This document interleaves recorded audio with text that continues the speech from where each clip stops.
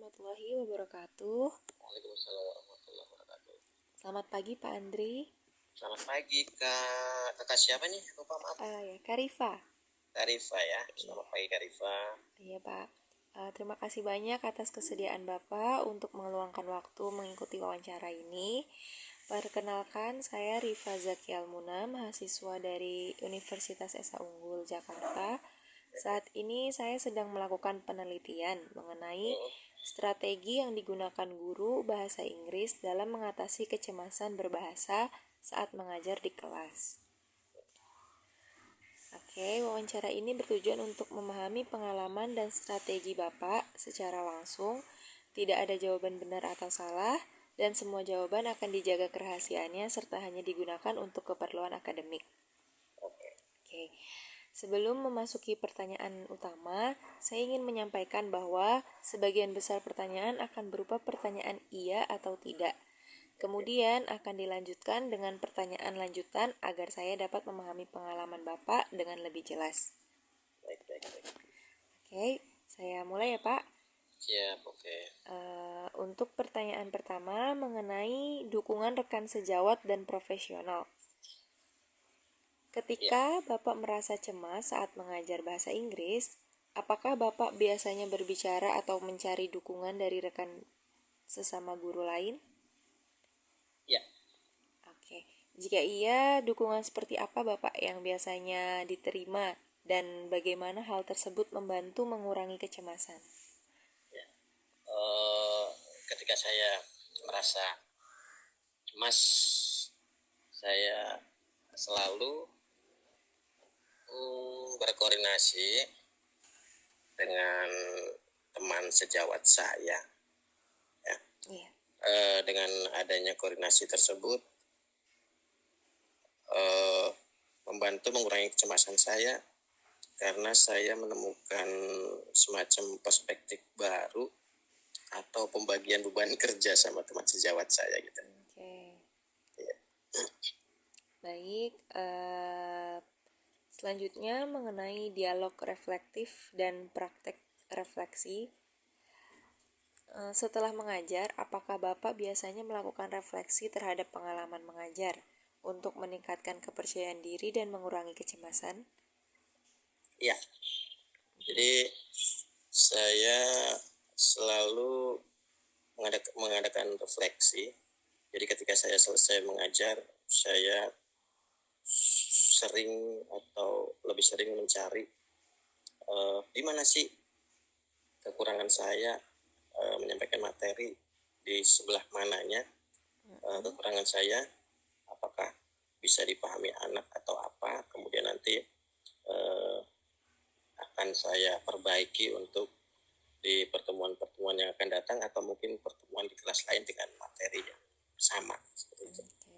Mungkin bisa dijelaskan sedikit Pak bagaimana refleksi tersebut bisa membantu Bapak dalam mengajar pada pertemuan berikutnya?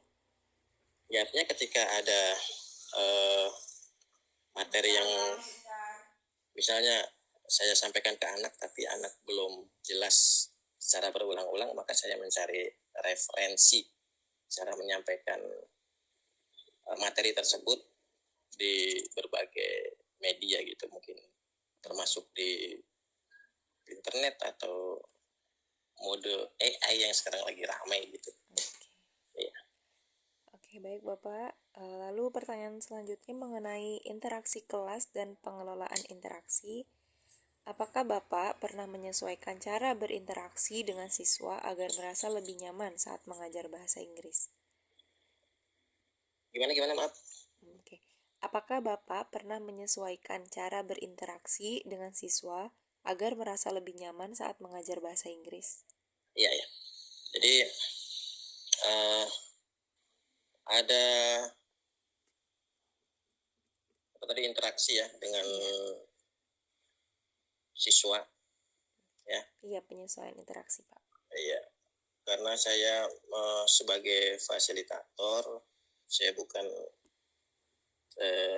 kamus berjalan, jadi mungkin saya sampaikan ke anak-anak, misalnya ada yang tidak jelas mohon ditanyakan ulang, kemudian saya akan berusaha untuk menjelaskannya kembali dengan yang tadi saya sampaikan, dengan mencari referensi di berbagai media. Oke, baik. Atau dengan menerapkan strategi seperti membuat grup kecil untuk diskusi di ruang kelas tersebut untuk mendiskusikan materi yang sedang disampaikan gitu. Oke, baik Pak. Lalu untuk pertanyaan selanjutnya mengenai penerimaan diri dan kepercayaan diri. Ketika Bapak menyadari adanya keterbatasan dalam kemampuan bahasa Inggris, apakah Bapak dapat menerimanya dan tetap mengajar dengan percaya diri? Ya. Lalu Kita bagaimana? sebagai manusia, gimana? Lalu bagaimana penerimaan diri tersebut membantu mengurangi rasa cemas? Ya, tadi yang saya sampaikan, saya selaku guru merupakan fasilitator. Ya. Yang tadi saya sampaikan juga, saya bukan kamus berjalan gitu. Jadi saya sangat menyadari keterbatasan itu, dan saya sebagai manusia, kita sebagai manusia memang tidak ada yang sempurna gitu ya. Jadi kemudian saya sampaikan ke anak-anak dengan menekankan pentingnya komunikasi efektif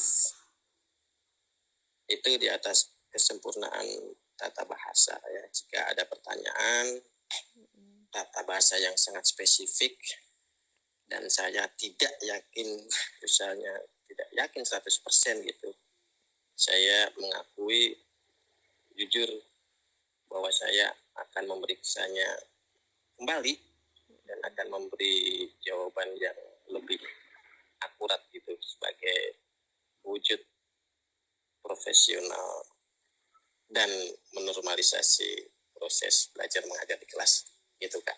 Oke, baik Pak. Lalu untuk pertanyaan mengenai regulasi diri dan regulasi emosi. Saat mulai merasa gugup atau cemas di kelas, apakah Bapak berusaha mengendalikan emosi diri? Ya pasti ya, yang namanya orang gugup pasti akan mencari semacam cara untuk menghilangkan rasa gugup itu. Di antaranya mungkin saya menarik nafas dalam-dalam sebelum masuk ke ruang kelas, menahannya selama beberapa detik, lalu mengeluarkannya secara perlahan-lahan. Ya.